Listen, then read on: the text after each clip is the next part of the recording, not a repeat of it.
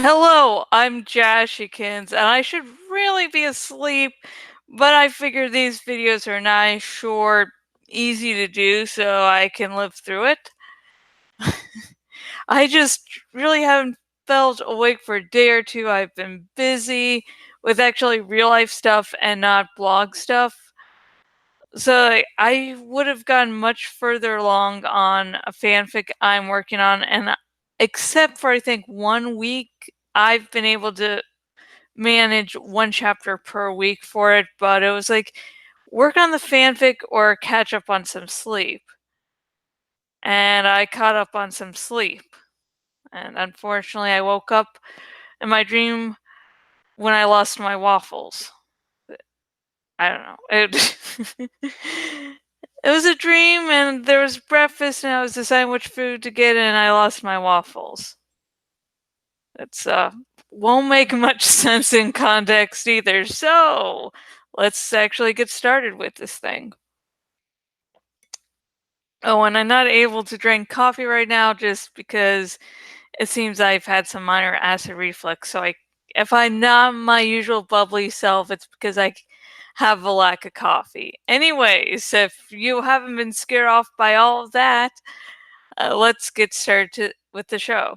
The Raven Speaks is a series of weekly videos about a variety of subjects. Feel free to comment below to suggest the topic for a future episode. I would love for one day this whole series to be, fan requests. So you'll be like, I want you to talk about this or that, then the next episode is this or that. So yeah. And you don't just have to suggest something about an award show or Game of Thrones. It can be Stranger Things, Animorphs, Star Wars, whatever. So please comment below with a topic for a future episode, please. Anyways, I do not give much weight to award shows as they don't tend to showcase the actual talents. Instead, with just the right bribes, a win can be assured. However, this is Game of Thrones' final time to win any Emmys.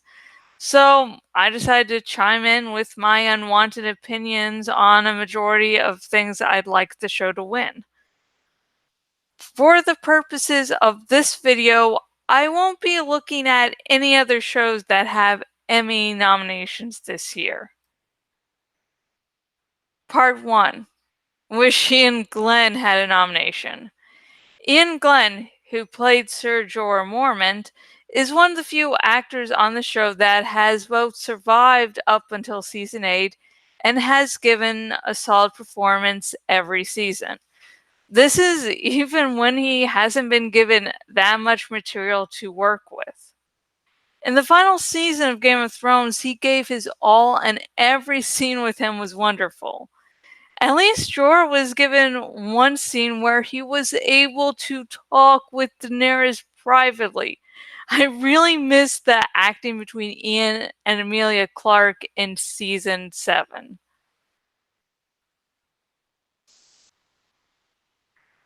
Part 2. Emilia Clarke for lead actress in a drama series. Emilia Clarke has given an uneven performance as Daenerys Targaryen in Game of Thrones. However, in season 8, every scene was solid. Some scenes, like the waterfall kissing scene between Daenerys and Jon Snow, were always going to be horrible, but she did the best with what she had. It's sad that the worst season brought out the best in Clarke. Part 3. Peter Dinklage for supporting actor in a drama series. Peter Dinklage, who played Tyrion Lannister, is another one of the actors, like Ian Glenn, who has given solid performances throughout the series. In Game of Thrones' final season, he kept up with giving solid performances no matter the state of the script. Part 4. Alfie Allen for supporting actor in a drama series. Alfie Allen, who played Theon Greyjoy, is one of the most underrated actors on the show. I think this is due to how his character is looked at by many. While there are parts of the Theon storyline in Season 8 that I would have liked changed, such as there being more weight given to him rescuing Yara Greyjoy and a more fitting death scene, Alan did outstanding work. He should be given some award for all he's done. It is surprising to see that he is one of 3 actors that had to submit his own nomination. Part 5. Outstanding casting for a drama series. While I am not saying all the actors nominated this year deserve to win, I can't deny the good majority of them are well cast. Kit Harington gives a sense of being conflicted to his performance of Jon Snow. Ian Glenn makes you truly believe he is in love with Emilia Clarke in his performance of Jorah Mormont. Emilia Clarke gives off a naive feel to her performance of Daenerys Targaryen. Gwendoline Christie gives off a pure and noble sense to her performance of Sir Brienne of Tarth, and many more. I sadly don't have the time to list every actor on the show. That would take a while.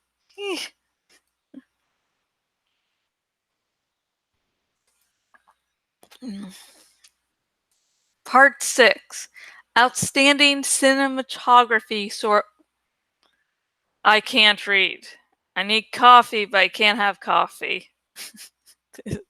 This is bad. This is horrible. Anyways, let's restart that again. Part 6. Outstanding cinematography for a single camera series, 1 hour. Okay, nailed that. One of the few positive things about Game of Thrones Season 8 was that it looked good. The script might have been beyond horrible. It was, but it was a beautiful mess to look at.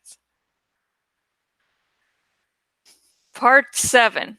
Outstanding fantasy/sci-fi costumes. As always, the costumes in Game of Thrones were good to look at and had a story of their own to tell. One of the reasons I knew Daenerys was going to turn was that her clothing started to mirror Cersei Lannister's. It was creepy. Again, Season 8 had a horrible script, but it looked good. Part 8. Outstanding music composition for a series. Original dramatic score. The music in Game of Thrones always sounds great no matter what is happening on screen. The score always is a sound for sore ears. Even the death of the Night King was made bearable by the score. Not saying the Night King's death is only great because of the music, but it was bearable. Thank you, and I'm sorry in advance because I'm probably going to butcher this name, so sorry in advance. Thank you, Ramid Jo. I should practice it for like 2 hours straight to make sure. Listen, it's not his name in particular. I'm just horrible at sometimes pronouncing the most basic words in my native tongue, aka English.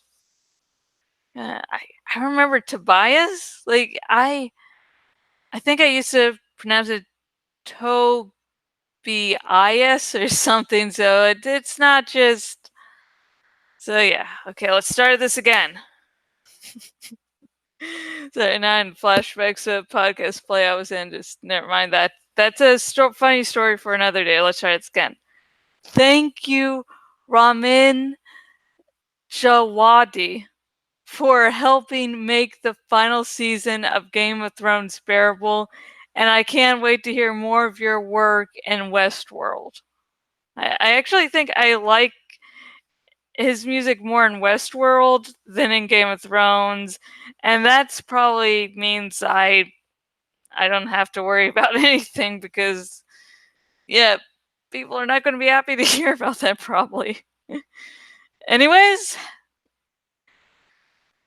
Part 9, Outstanding Special Visual Effects. Special visual effects help make a show or movie look good. For a show like Game of Thrones, this is an important part. If you can't believe the action taking place is real, you won't feel invested in the show. While the script was bad, at least it seemed real on a visual level most of the time. And so, yeah, those are my picks for what I think Game of Thrones should win in the Emmys this year. And yeah. So, what do you think? Do you agree with my picks? Do you also agree with my picks and have a few other people you'd love to see win? And I'll just say right now that I don't care if some of your picks conflict with other picks. Just let your inner fangirl or fanboy or fan whatever out and just say which ones you'd really hope to see. And also tell me if you would like me to comment on some other Emmy nominations. As I said, I would love for the show to be full of fan requests, and that would make each episode. So if you do have a show or whatever, some shows that's up for an Emmy nomination or two, comment below and ask for me to make a video on that show's Emmy nominations. The only reasons I will reject any of those Emmy requests is if I have not kept up with the show or never really watched the show. Because with Game of Thrones, as you may have noticed if you've paid attention to this channel and my blog, I really like the show, so I do have some strong opinions. But anyways, if you're on the YouTubes, please like this video if you do agree with some or all my opinions on my picks. Also, remember to subscribe. The Raven Speaks is a weekly series where I talk about a variety of subjects, so stay tuned and subscribe, because I do tend to try to keep things relevant. Don't go so much into nostalgia. Don't go, hey, I read this book series Amors when I was younger. So yeah. And also, I'm doing 2 dramatic readings. One is an Animorphs dramatic reading, and the other is an Inheritance Cycle dramatic reading. And so, subscribe if you're interested in those 2 things also. And if you're watching this on my blog, please choose the follow by email option so you never again miss out on one of my lovely blog posts. I just don't do these Raven Speaks. I do full reviews, mini reviews, fan fictions, long posts. I talk about a variety of subjects. So yeah, stay tuned. And the next episode of The Raven Speaks will be next week, same day, maybe same time, maybe not. Who knows? Someday when I'll be wide awake or not, whatever. And again, comment below if you do have a topic you want me to comment on. And until next video, have a great night, great day,